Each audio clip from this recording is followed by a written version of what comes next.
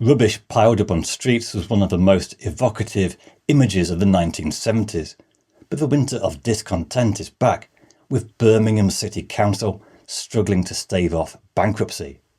But it's not just Birmingham. The National Audit Office argued that a cumulative deficit of nearly £5 billion could cause 43% of local authorities to be at risk of bankruptcy in the coming years. It's a legacy of austerity, growing demand for social care, special needs education, equal pay claims, inadequate means of local taxes. And it's not just deprived areas. Woking, Croydon, Hampshire, leafy suburbs with nearly bankrupt councils. Now there are some solutions, but the backlog will be pretty hard to fix. Birmingham declared bankruptcy in 2023, citing a £760 million bill for equal pay as a key reason. The 1970 Equal Pay Act meant that firms could no longer pay women lower pay for doing exactly the same job as men, such as in the Dagenham Ford factory. But from the 1980s, this evolved into equal value, which means that if jobs are judged to be of equal value, the pay must be the same. What this means is if predominantly male refuse collectors are judged to be of a similar value to predominantly female cleaning or admin jobs, then it is illegal to pay refuse collectors more. Now, UK litigation, which encourages no-win, no-fee claims, has led to an industry of lawsuits focused on this equal value clause, and it's often local councils who've been hit with very high bills.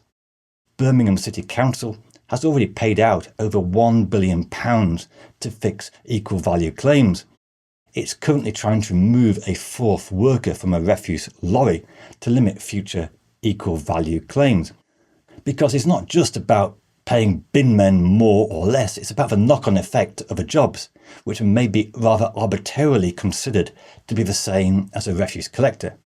This, by the way, is particularly affecting left-wing councils who prefer to keep direct employment within the council itself, because one way to avoid equal pay claims is to outsource work to private companies.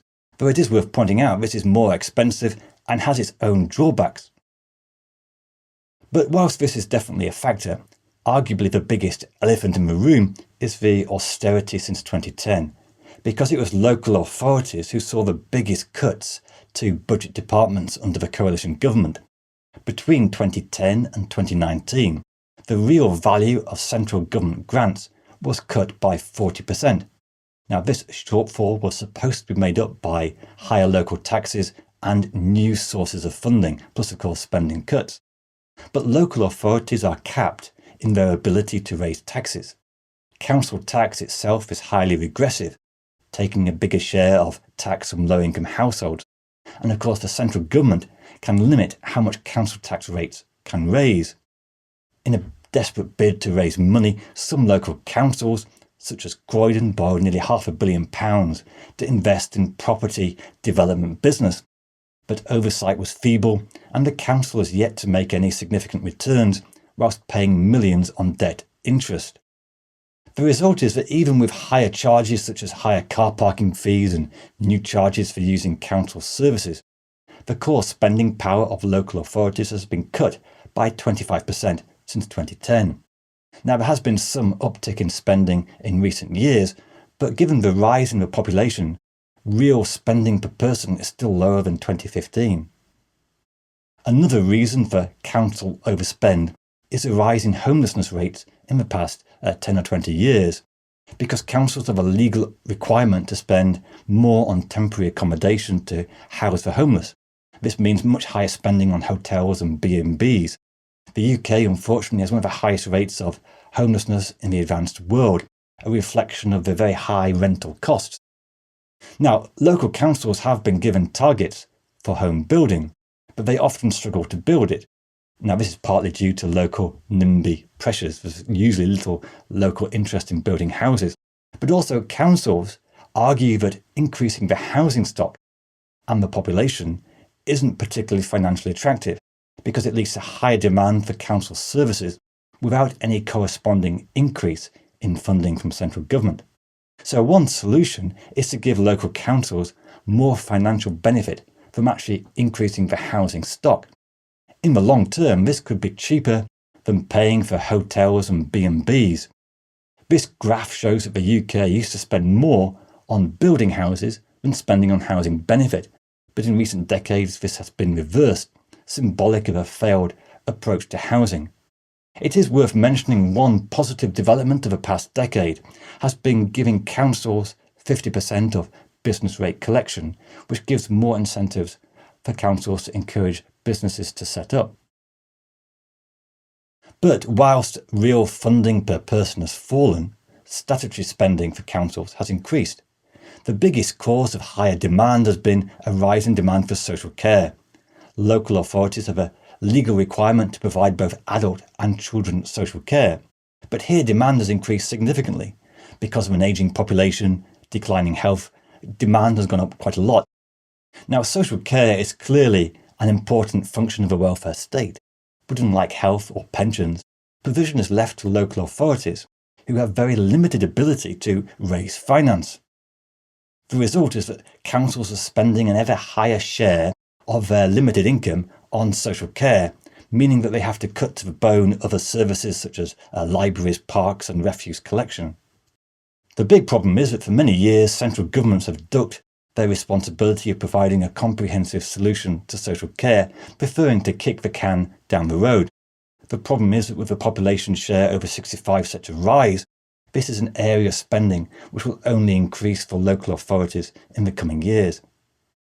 Another area of higher statutory spending is related to special needs education. The Children's and Family Act of 2014 mandated children with special needs should receive the best possible education. But since then there's been a higher than expected growth in the number of children with these requirements and a much higher expense. Yet a familiar story, whilst demand has soared, funding has not kept up. The Local Authorities Association claims a funding gap of around £600 million, and much of this has been kept off the books by an accounting trick. When this expires next year, council budgets will be worse than they actually appear at the moment. In a nutshell, the big problem is that since 2010, local authorities had their central grant cut by 40%, yet at the same time they were expected to maintain higher spending on social care, special needs education, housing the homeless. It was really a pipe dream that local councils would be able to magically create new sources of funding to meet this huge cut in spending. You really don't need to be an accountant to work out that this was a recipe for disaster, especially because many of the areas of local spending have increased much faster than expected, especially special needs education and social care. On top of this, many local councils have been whacked by huge backdated claims of equal pay decisions. It means that councils have performed very poorly in perhaps one of the most important areas of the local economy, providing more affordable housing, which the UK used to actually do back in the 60s and 70s. In constantly dealing with a short-term cash crisis, there's been no room for long-term investment in social housing. So what are the solutions? Well, real regional devolution means councils need more tax-raising power, or at least financial interest, in allowing housing and property development.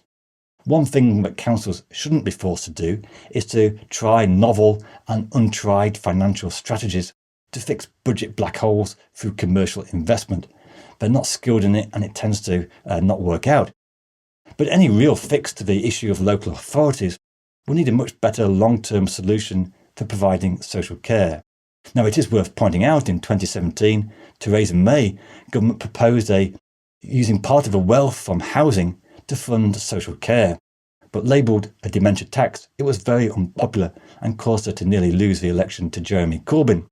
But it was at least an effort to try to make use of the UK's large wealth to deal with an issue that will only increase in future years.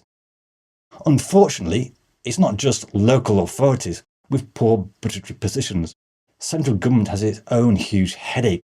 This video explains some of the long-term problems facing central government and why it will be difficult to bail out local authorities.